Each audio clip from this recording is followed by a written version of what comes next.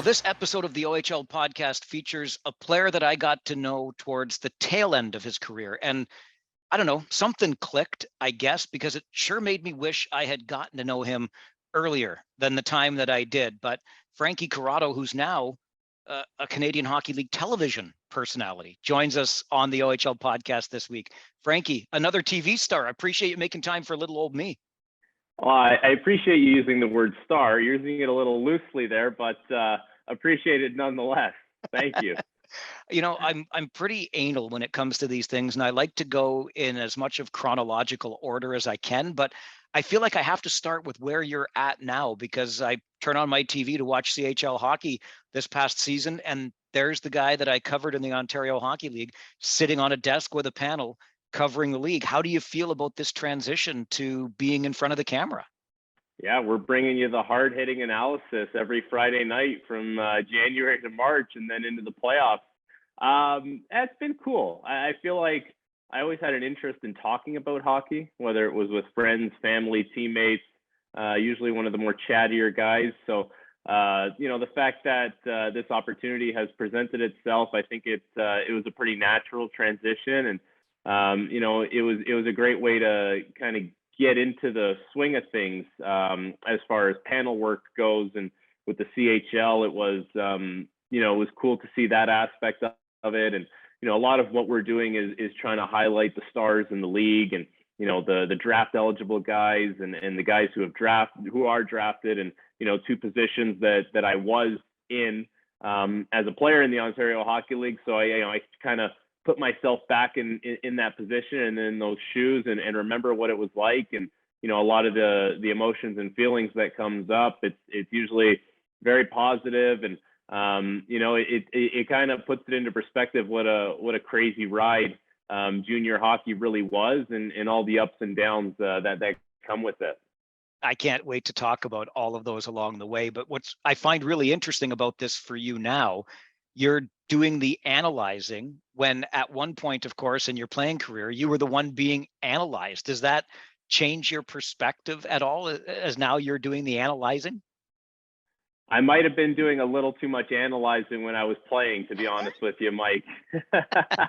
So I don't know if much has changed there, but no, it's cool because, I was a guy when I played who loved watching hockey. I think you play with a lot of guys over the course of a career, and some guys aren't necessarily into watching the games. I could sit and watch a hockey game any night of the week. So, and when you do watch a game, you have your own kind of thoughts and observations, and, you watch the panels or the intermissions and you see what they're coming up with. A lot of the times it's pretty similar. So, it's cool to kind of watch a period, watch a game, pick certain things out, pick out, certain players to watch. And it was a pretty eye-opening experience as far as, building out an intermission package, let's say, right? Because, we're sitting there on the panel, we're watching the game, and, you have your headset in and you have your microphone and you're calling into the control room saying, okay, I want this clip, I want that clip. And then you kind of bundle it all together. I actually had no idea. I had no idea that's how it worked. And, so it was pretty cool to try that for the first time. And I think the more repetitions you get, the more comfortable you get with it. I think that's an interesting peek behind the curtain for fans, though, Frankie. So as the analyst, you get to basically make the call of what you want to talk about and help have the control room find those clips that support the angle you want to go with.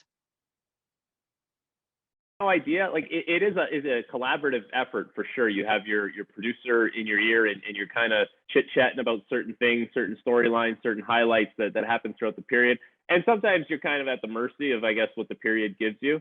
If there's a lot of goals, you're probably highlighting the goals. I think where it kind of you get to add your own spin on things is if there isn't a lot of goals, right? So how are you gonna build a few minutes of something to talk about in the intermissions? And so a good piece of advice from Carlo Colaiacovo was to always just have a notepad and take down game times, right? If you see something that happens, write it down, and then as the period winds down, you can kind of say, okay, let's go to 14:30, 10:20. Well, you have all your different times and see if those make sense as far as something to talk about. So yeah, it is interesting. And it's definitely a team effort when we're doing that kind of stuff. You mentioned Carlo, and I remember one of your earliest broadcasts, and just out of curiosity, does he rub that ring in your face every chance he gets? No. You know what? I feel like maybe he would if we had played against each other in the league. So we didn't really cross paths, but yeah, you know what? It would be pretty cool to have one of those. That is, unfortunately, playoff success in the Ontario Hockey League eluded me for a little bit there. That's one way to put it. Let's talk about that roller coaster career that led, of course, into the National Hockey League and the biggest market. And there was a guy named Sidney Crosby along the way too. But back at the very beginning, Frankie, would Francesco Corrado have gone as far as Frankie Corrado in hockey? I don't know. I think, it's the same person. Just, we ended up using the shorter name just to make things easier going into the Ontario Hockey League and even into the NHL. And yeah, I don't know why we ended up doing that, because now you look at it, Francesco Pinelli plays in the league, and I think there's Francesco Arcuri plays in the league as well. So, hey, times have changed. But we were thinking at the time, these guys are going to think I'm like some soccer player or something. So we went with the changed name. There was a time in my young adult life that, for me, Sudbury was Northern Ontario. Then I worked up in Thunder Bay for a while, so I got a better sense of things. And of course, the Sioux is in the league. But as a kid from Woodbridge, what's it like when you're drafted to the Sudbury Wolves? What did you know about where you were about to go play? Yeah, it's funny. So we played in the, what's the tournament up there? The Big Nickel. So we played in the Big Nickel in Bantam. And Bantam's a little early to start thinking about the Ontario Hockey League and the draft and all that kind of stuff. But I remember being up there for the Big Nickel, driving around and saying, God, I hope I don't get drafted by Sudbury. And, or something like that, or like, who the hell would want to play here? And sure enough, I got drafted up there. But I'll tell you what, it was the best. Like the people there, the fans, the community, the sense of belonging. I absolutely loved it. I loved my time in Sudbury. I've made it a point to go back and visit people, as my career has gone on, keep in touch with my billets. And it's funny because, when you go up there for a tournament like that, you have one thought, and then when you actually go and live and play there, it's totally different. And I couldn't have asked for a better place to play, better people to be around, better teammates. It was such a great experience from start to finish. You mentioned earlier that playoff success may have eluded you in your OHL career, but I think it was your second season in Sudbury. You pull off the 7-2 upset when the Ottawa 67s were the 2 seed. And as you know, upsets like that don't happen an awful lot in the Ontario Hockey League. Would that have been the perhaps highlight of your time as a Wolf? I would say so. Yeah, I think that it might have caught a lot of people off guard, but I don't think it caught us off guard. I remember having a feeling that we were going into that playoff series and everything was just kind of going right for us. Towards the tail end of that season, we were really coming alive, and we had some really good players. I mean, Michael Scarbosa, Marcus Foligno. You go up and down the list. We had some really good players. Josh Levo, that was a big coming out party for him, and it felt like everything was coming alive. And I think we had some guys pushing to get drafted, myself being one of them, and Levo and Sefton, and so it was a lot of things coming together at the right time. And I think that playoff series did a lot for a lot of guys on that team. And like you said, you don't see that very often. The OHL, it's, the good teams are the good teams. The transitioning teams are somewhere near the bottom, and there's not many upsets. But that series, even though it was a 4-game sweep, I remember sitting there after the 4th game saying, wow, that took a lot out of us. We really had to play at such a high level the whole time to win those 4 games. And, that the thing about that Ottawa team, at any point with the players that they had, Tyler Toffoli and Shane Prince and Peter Mrazek and net, like at any point, if we kind of let our guard down, that was a team that could really come back and make a series of it. So I just remember being on such high alert that whole time. And even going into the next series against Mississauga, we were clearly outmatched. They were hosting the Memorial Cup that year, but As you moved on in the playoffs, you kind of got to see, it was my first taste of how cool playoff hockey is, right? Because there's teams eliminated now. There's more people watching you. There's more attention on it. The stakes are higher. And it was awesome. And I think it really helped personally with that draft. Like I wasn't really on, any kind of draft list, any radar. And then, sort of after that, things picked up. So it's amazing what playoff success can do for a player at that age. That's a great point. And we'll come back to that draft to the National Hockey League as we move through this story. But it would be impossible, of course, to talk about the Sudbury Wolves without talking about the Wolf itself. There was a great video that just came out last year of and I like to make fun of it, Frankie, only because I think it's the same Wolf that's been there for the entire time of the arena, like 70 years now. I think it could use a little, maybe it should be restuffed. I don't know, but the Wolf on the wire is a signature of that Sudbury arena. When you're playing for the team, what's your opinion of the Wolf? I love the Wolf. I think it's cool. I think it's unique. You don't go to many arenas and see a stuffed animal hanging from the ceiling. One thing we used to do actually, which was, I don't know if you find it funny or not, but we talk about, welcoming rookies into the league every once in a while. I don't know. It happened to me. It happened to a few other guys. Every once in a while, there was a little incident where the Wolf would be dressed up in someone's hockey equipment. And you would see it as you're walking into the arena and you'd say, oh, I hope that's not my gear up there. And for me, it was. For a few other guys, it was as well. And then the race was on to reel that thing back in, get it undressed, and get yourself ready for practice and try not to be late.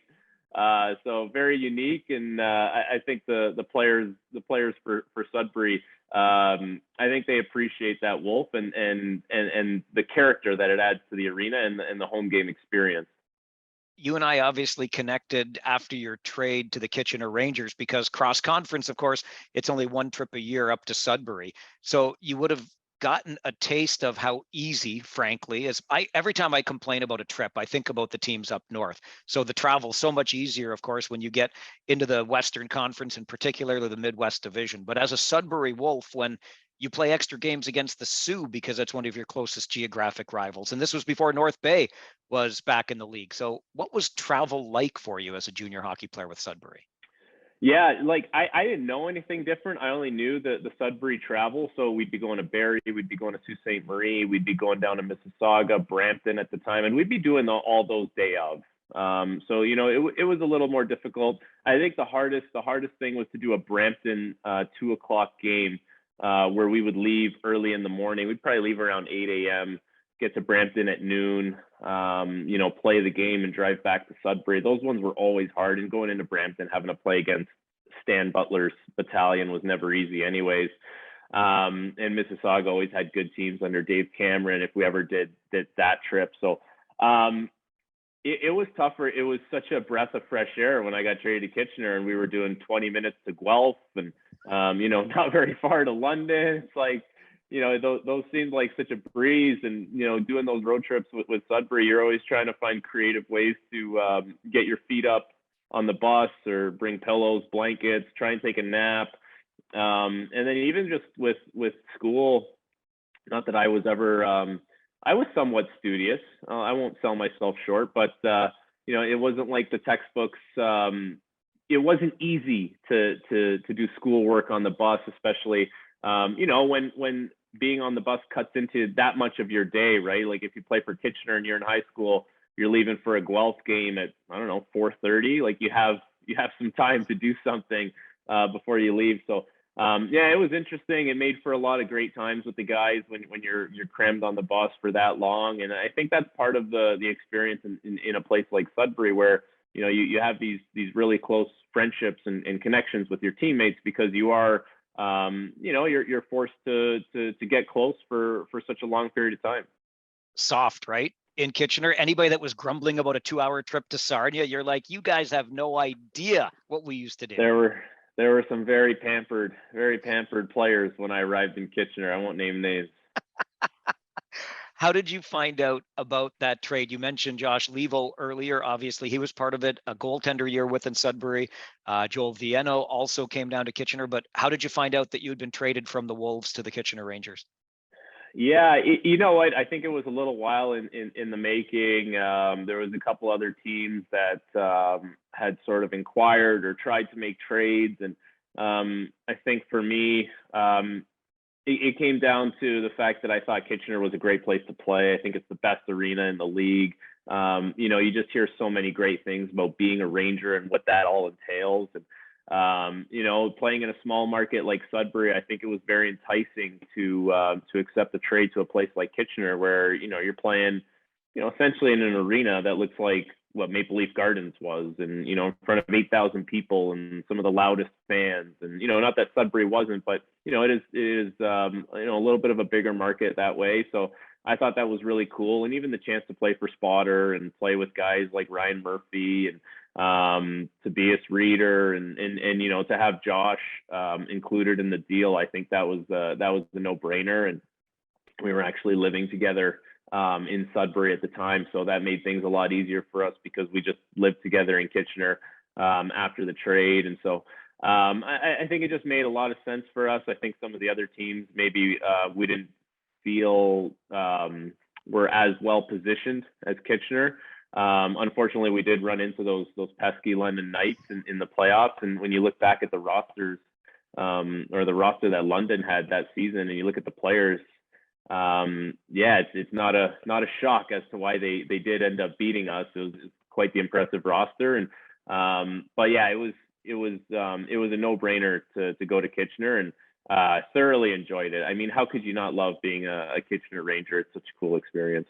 You mentioned the Memorial Auditorium as sort of that mini Maple Leaf Gardens, and I make this point frequently because it kind of blows my mind a little bit. I love the Sudbury Arena and its charms. I truly do.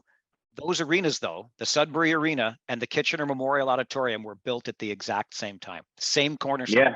Yeah, I don't doubt it. And it's just different the way things work, right? Like, and I think the way the Aud has been renovated and upkept over the years, it's got such a classic charm to it, but such a modern touch. I think it's one of the coolest arenas.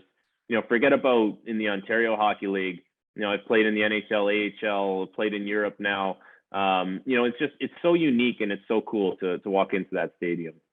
When you did walk into that stadium with the Kitchener Rangers, there were obviously expectations that season, the Knights that you mentioned already notwithstanding, but that team was gearing up. That's why they acquired you and Josh and Joel and brought you down to Kitchener for a run in front of course, John Gibson, arguably the best goaltender the Rangers ever had in their illustrious 60-year franchise. Did you feel pressure? Obviously, you knew what was at stake when the trade was made. Yeah, for sure. I think that's, when it's not a secret that when players are in their fourth year who are drafted to the NHL and putting up points when they get traded to a team gearing up for things, you feel the pressure. And I think, we wanted to go further than we ended up doing. And, it was a big year. It was the 50th anniversary of the Kitchener Rangers. I think there was, there was a lot of that narrative and storyline behind it as well. And, it's you feel pressure externally, but also internally, you have your own pressure because that this is your last year. Like, this is your last chance at doing something and making some noise in junior hockey. And it only lasts for so long. So for the few that are fortunate enough to leave junior hockey with a championship or long playoff runs, it is, I'm sure it's such a great experience that you would hold near and dear to your heart. And unfortunately, we did run into the London Knights, and you can always play the game. What if we didn't run into them? But they were a good team. They were gearing up for it just like we were, and they got the best of us. But it was awesome to be a part of playoff hockey at the Aud, because regular season hockey is great there, but playoff hockey there is next level. Steve Spott has been a guest on this podcast before, and he's been a good friend to the Rangers organization, still supports charitable endeavors that I get behind and all kinds of things like that. What was it like playing for him in Kitchener? Yeah, it was great. Spotter's quite the character himself. He's no shortage of charisma and personality on Spotter, as you know. And I think it was good for me to see that, because he was very close to, making his transition into professional hockey. So, I think he was very detailed as a coach, demanding but fair. Obviously rewarded guys for a job well done, and wasn't afraid to, kind of point out your shortcomings from time to time. So I think I learned a lot playing for Spotter. He's someone I still keep in touch with to this day, which I think, is somewhat rare when it comes to the time that's passed since we've last, been under the same roof or under the same organization. So I think that's pretty cool. And I think, Spotter there's a level of respect he has for his players. And I think players do respect him in return. And, we could tell how bad Spotter wanted us to win that year. We could see it day to day. We could see it in the practices. We could see it on the bench behind the games. And, I think that's something that guys, realized and noticed, and ultimately we weren't able to get the job done, but it really wasn't for a lack of effort or awareness. It sounds like you wanted to win it for him as much as anything else. No. It matters to you when you're out there, right? Yeah. Yeah. No, of course, we love Spotter. We want to win for everybody, not just for Spotter. Sure. You mentioned you get to Kitchener, obviously, as an NHL drafted prospect, Frankie, and that's what every player in this game, everyone listening to this podcast right now, thinks about. They want to come through the Ontario Hockey League or the Canadian Hockey League and make it to that next level. What was it like for you when the Vancouver Canucks drafted you to the National Hockey League? It was a little unexpected. I felt like my first season was pretty slow getting going, and then by Christmas of my first, like I had started to figure out the way the league works and how to assert myself. And coming into the second year, I just wanted to do a lot of the same, be very assertive and show what I could do as a player. And I think I was fortunate that my draft year, things kind of lined up really well. I was putting up points, team was winning some games and, getting a little bit of steam there towards the end of the playoffs. But, I think that playoff push really, really helped put me on the map with some teams. And, I think going into the draft, I just kind of had this mindset, like you hope for the best, but maybe not expecting anything. So I didn't really even go to the draft. I think going into it, I was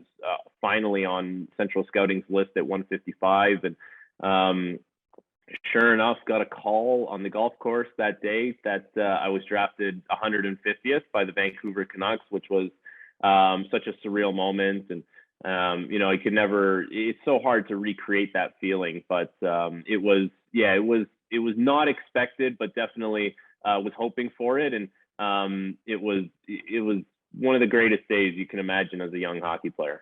Who was with you on the golf course at the time? Yeah, it was myself and my dad and Nice. A couple friends, and yeah, we were playing golf to try and get our minds off of things. But I found we were just checking our phones all the time, anyways. It must be really cool though to be able to have shared that moment with your father. Yeah, it was great. We left the golf course as soon as we got the call. I think we were on the 10th hole. We left and we went home and we invited all our friends and family over, and it was a big party at our house. When you look back and reflect on those 4 years in junior, Frankie, is there a moment that stood out for you, obviously in the earlier years, that was like a welcome to the OHL moment? Like, oh, okay, I am somewhere now. It's not this Bantam tournament, the big nickel anymore. Yeah, it's funny you asked that. There is one moment that I was actually talking to someone recently about, and it was early on in my first year, and Jeff Bukaboom was the D coach for Sudbury, who I learned so much from. And actually, I wish I got 10 years playing under Jeff Bukaboom. That's how great of a coach he is and was. But I don't know, like the first couple months, I was struggling to learn the league, struggling to play my game, and had this play behind the net at home in Sudbury that was just a horrible play.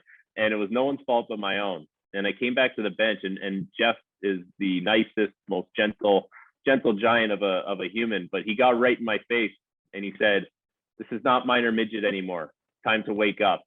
And I think that really hit home for me. And it was a little more stern than that, by the way. I just I can't take my voice there, but yeah, that was a really good wake up call for me. And then, not to say that from there on in it was, all sunshine and rainbows, but it was definitely a little bit of a wake up call as far as what the league is all about, and how I need to, get myself to another level as a player. So what about that next level then? Because obviously it worked out. You end up playing in the National Hockey League. That first game in the NHL as a Vancouver Canuck. What was it like as the national anthem was playing? Yeah, very, very nervous. Very nervous. But I think the guys around me did such a good job of calming me down. Rick Bonus, none better than him. He just kind of tapped me on the shoulder before the game on the bench and say, "Hey, buddy, go play, go make mistakes. Feel free to play your game, and don't worry about anything else. And most importantly, have fun." And I think that was kind of the message that I carried with me into that game. And it's crazy because you're playing against the Chicago Blackhawks, and there's Kane and Taves and Hossa and Keith and Seabrook, and you're looking across, you're like, wow, I'm playing against these guys. This is no joke. And I was playing with Alex Edler, my D partner that game. Like, all these things, you're sort of naive as a player at the time to, everything that's happening around you. And it was, talk about getting drafted. This was, that to another extent. And it was, a day I'll never forget. And another one of those that you cross off your checklist or your bucket list as a young player. I'm pretty sure somewhere in there, the first NHL goal was recorded too, was it not? First NHL goal was afterwards, actually. It was after the very last game of the regular season, the next season. Okay. So the year that Torts was coaching, and I got it in the last game against the Calgary Flames. And I'm sure it's etched in your memory. What's that? Yeah, it was posting in. Came right around. I got there's the stick and the puck behind me. There it is. Beautiful. Yeah. There you go. What's it like playing for Torts? Great. He's very demanding. He wears his heart on his sleeve, but he is fair, and he cares about his players, cares about them as people as well. And when you see Torts around the rink, even when you're not playing for him, he's always there to greet you with a big smile and even a hug from time to time. So he's quite the interesting character, but he cares a lot about his guys, and he cares a lot about winning. And I think he pushes guys, but I think it comes from a place of love. I really do. Well, and you use that word fair, Frankie, and it sounds a little bit like when Jeff Bukaboom had to get in your face a little bit in Sudbury. You knew you'd made that mistake, but as long as they're being, I think that fairness, that honesty is all you're asking for as a player from a coach. Yeah. I think, I think players have a pretty good sense of what's right, what's wrong. And you're almost doing yourself a disservice as a coach if you don't address certain things, because then players are saying, well, this guy actually might not care, right? And in instances like that I had with Books or with Torts, you could tell that those guys cared about you. And I think that drives you a little more as a player to to take care of your own backyard, and also it kind of drives it home, how important it is for you to be a contributor for a team as well. From the Vancouver Canucks, you end up with the Toronto Maple Leafs. And I can't help but think, as a Woodbridge boy, basically you're a hometown kid on the team. Was that the closest thing to a hockey dream come true for you? 100%. Yeah. I grew up a big Leaf fan here. Had my Leafs jerseys. I'd wear them all the time. Loved going to games as a kid. So yeah, that was, as surreal as it gets, and definitely a dream come true for me. You might have become, because you struggled in and out of the lineup there, you might have become one of the most famous healthy scratches the Leafs ever had in the organization. Easily the most popular eighth defenseman in franchise history. So That just speaks to the level of scrutiny on the organization and the media attention. How aware Yeah. of it were you before you got there? And then what did it feel like when you were in it? Well, for sure you're aware of it before you get there because I grew up in this market. So I know exactly what it was like. I'm watching, TSN and all this stuff all the time. So you know exactly what it's like. And then when I got there, I got to live it firsthand, which I thought was really, really something. But, it would be interesting. We'd lose a game and, you'd go on Twitter just to check Twitter. But sure enough, there's your name after a game. And I'm thinking like, it's great. It's amazing support. I got such great support from the fans here in Toronto and really everywhere, even in Vancouver as well. And was very blessed that way to have that kind of support. But it was always interesting to see that happening because I was thinking, I'm like 2 guys out from being in the lineup right now.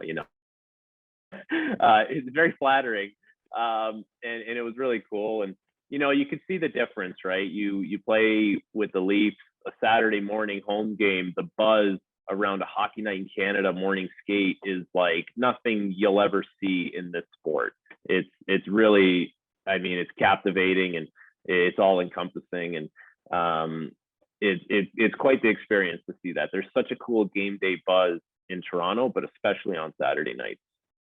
Any similarities between Mike Babcock in Toronto and Torts in Vancouver? No.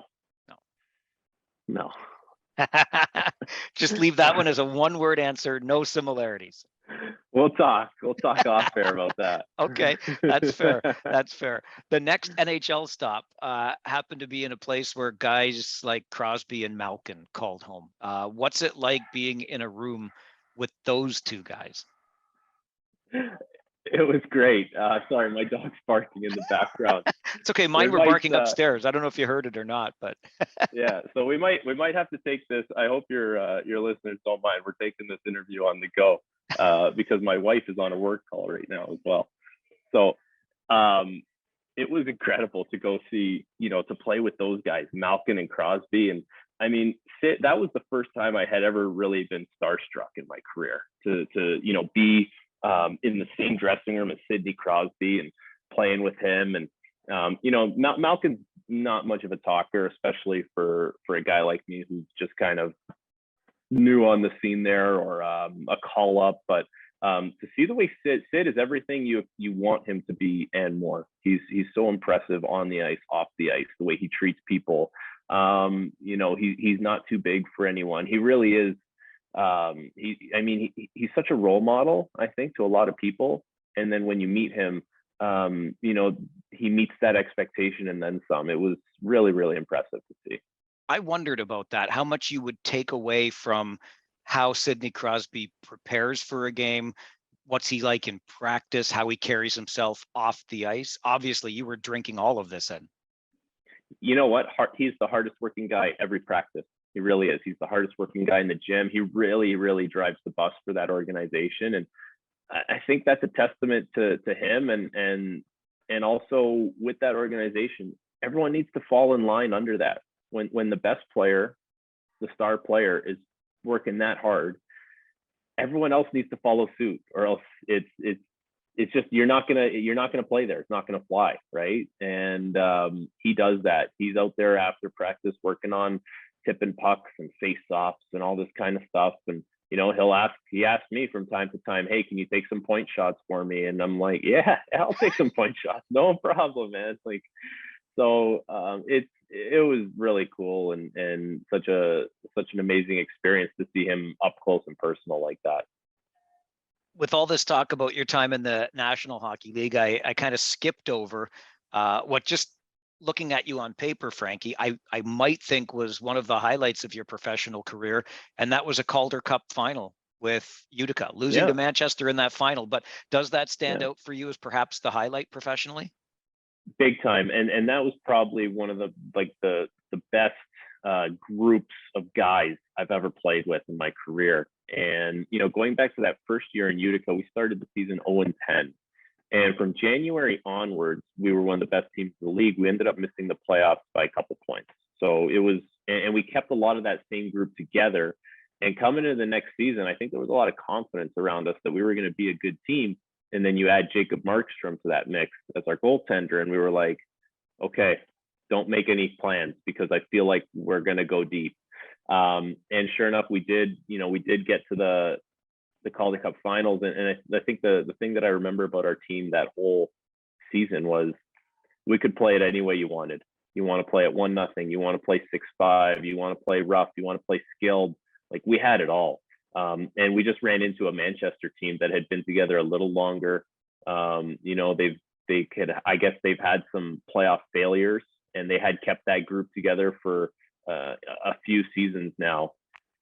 And they got the best of us. I think we lost the first 2 games in overtime, which was devastating. So, but that was such a cool experience to be one of the last 2 teams playing in that entire league. Was, I mean, we talk about in the OHL, but in the American Hockey League, we were playing games where, that every organization is very well represented and everyone's watching you. And one thing, like everyone had individual, I guess, rewards the next summer, because when you go deep into the playoffs like that, everyone's getting to see a little more, and you kind of, we didn't win, so you can't brand us winners, but it gives people a better feeling about you as a player when you have playoff success like that.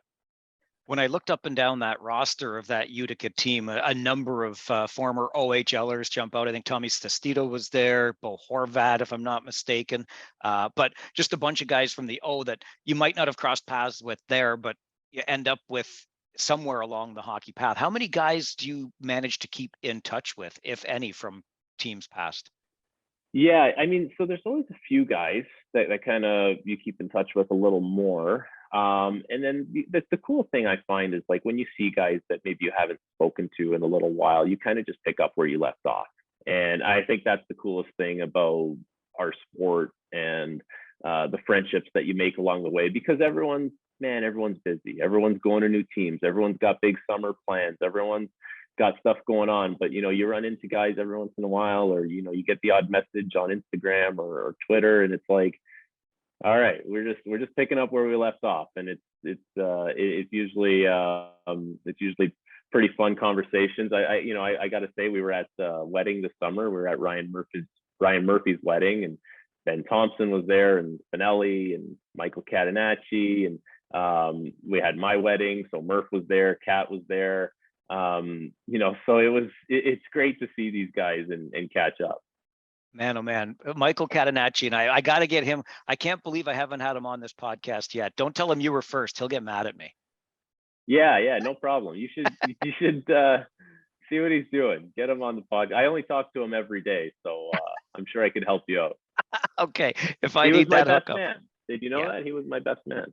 He and I just you talk about, and this is a complete tangent, but that kind of picking up where you left off. Kat and I reconnected last summer, spring-ish, completely out of the blue and randomly, and it was the same thing. It was like we had never left doing games together in the Ontario Hockey League. Good young man for sure. Yep, good choice on that best man. If in case you needed that validation on it, for sure. Yeah. What led to the decision to go overseas and play in Europe? I just think it was something I was thinking about for a little while, and I gave it one last go with Belleville, and it went really well. But I think a lot of the uncertainty around the American Hockey League not playing, and I think that kind of led to an exodus of guys in my position who had vet status and had been around for quite a while to go and play and keep relevant. And it was cool. It was cool to go see a different part of the world, play some different hockey, meet some new people, and I'm happy I did go over, because it was something that had kind of been on my mind prior to signing with Belleville. Do you feel in light of what's it like playing over there? I mean, what we hear on this side of the world, of course, is it's not quite as physical. The money's not bad, but completely different style of hockey. How'd you fit in? Yes, Swedish hockey is a little different. Swedish hockey is actually quite physical. There's a lot of puck pursuit in Swedish hockey, so you don't get many freebies. Whereas in the KHL, where I was last year, not as much puck pursuit, very conservative, a lot of perimeter play, a lot of highly skilled players, more money. Where Swedish hockey's, the money's not quite the same. Good money, but every game's a battle. Every game's a grind. So very stark differences between the hockey in both countries. How'd you feel about Europe as a place to live for a while? Fantastic. Yeah, it was great. They have a great way of life there. It's a little more laid back. It's actually quite a bit more laid back. But even certain things like, if you ever needed repairs done at your house or anything like that, like, yeah, it's coming. Don't worry. We'll get to it. Right. Like, the Wi-Fi went out. Yeah, don't worry. You don't need Wi-Fi. We'll get it next week. But it was great. The food was spectacular. Even, going around and seeing different parts of Sweden, and we weren't able to do that much traveling just with the schedule and the COVID restrictions that year. But it's cool because you're not a tourist. You're really immersed in the culture, so you really get to see what it's like to live a day-to-day life somewhere else. And I thought that was really cool. And in Sweden, they have a really nice thing going. Yeah, great perspective to bring back here to North America, isn't it? Yeah, exactly, right. And it kind of humbles you a little bit. And you could take certain things that you like, some things you don't like, some things we might be doing better. Something it just gives you more perspective on life and people and all that kind of stuff. Do you feel like you're at a bit of a crossroads right now, Frankie? I mean, you're still a young man. If the hip is okay, if the body's okay, are you still a hockey player? Are you focused maybe on broadcasting and you're going to stick with that? Like, where's Frankie Corrado at right now?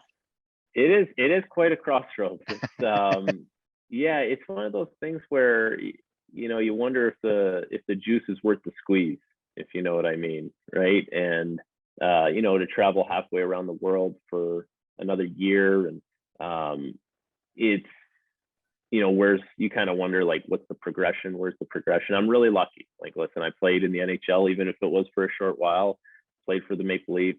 Lived out a dream there. Went to Europe for a little bit. I think right now what I have on my plate with TSN, I'll be doing Leaf games for TSN 1050 on the radio side. So I'm doing pre-games, intermissions, and post-games. I'll be doing CHL panel when we kick off again. And I think there's some cool opportunities to try some other things, maybe some NHL panels, some analysis work and Sports Center. That's hockey. So there's all kinds of new and exciting opportunities. And it's there maybe there's room for progression there, whereas playing has I don't want to say come to an end, but just to go over, play for X amount of dollars and then come back and kind of reestablish all that again. It is a crossroads, right? You wonder if it is worth it. So hey, we'll see. I'm definitely giving the media opportunities quite a look and enjoying them. To be honest with you, I really I love going to the studio. I love going to games. I love talking hockey. My wife's happy because I'm talking hockey to other people now, and she doesn't have to hear it all, which is great. They give me a microphone, so I'm talking to thousands of people. So it's a fun experience. That's absolutely amazing. How did it all start? How did you end up your first opportunity in broadcasting? Well, do you know who Al's brother is, Mike? Oh. Have you ever heard of a guy named Al's brother? Al's brother. I've got so many Al's going through my head, but I don't think I do. No, Al's brother. Don't even worry. So Al's brother he's a character on TSN 1050 with Overdrive. Okay. And he's the host of Leafs Lunch. And there was a day where I was home here in December rehabbing, and we had connected, and he said, "Hey, any chance you want to do a phone-in hit on Leafs Lunch to talk about the Leafs?" I said, "Yeah, no problem. Give me a call." So we ended up doing the phone hit, and a couple of weeks later, the producer of the show, Leafs Lunch, Stephanie Appolito, reached out to me and asked if I had an interest in guest co-hosting with my pal Al's brother. I guess Julia Teixeira, the normal co-host, had requested a couple of days off. So sure enough, I did 2 days of co-hosting with Al's brother, And from there, it kind of snowballed. I got a call from one of the TV producers asking if I had any interest in doing the CHL on TSN, which is a new product that they were going to be launching. And then that even turned into Stephanie, the producer of Leafs Lunch, asking if I had any interest in doing the Leafs games on radio. So the pregame shows, the intermissions, and the postgame. And so I followed through on both. And then this summer did a lot of radio fill-in work on Overdrive and even Leafs Lunch as the summer winded down, the summer got going and the show winded down. And I'll be doing some panel work coming up. I'm doing the Habs and the Sens on October 1st and 4th. So if you live in the Habs and Sens region, you can watch those on TSN. And so there's, it kind of just snowballed, and now it's kind of taken on a little bit of a life of its own here. It's absolutely fantastic. And I feel like an absolute fool for not knowing Al's brother. I'm going to cop to it just being my loyalties, Frankie, because as you know, I work for the big corporate Rogers media side, and TSN is that is right? Bell. So there you go. And I even spent time at TSN 1050's ultimate competitor, a little lower down the dial at Sportsnet 590, The Fan. So it's actually amazing we've made it this far into our conversation without coming to blows over The Fan, TSN, Bell. Look at Rogers. that. Hey, come on, right? Just a couple friends having a chat. That's all exactly. Solving the world's problems. So what is more nerve-wracking?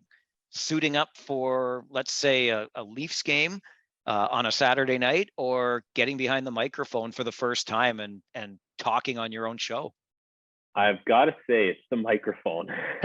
The microphone when the cameras are rolling is another beast. And I think hockey, you just, the build up to the game is a little anxiety inducing for me and nerve wracking. But once the game got going, it kind of just felt a little more like a hockey game. You just kind of get into a rhythm, and doesn't mean I played any better, but that's how it felt.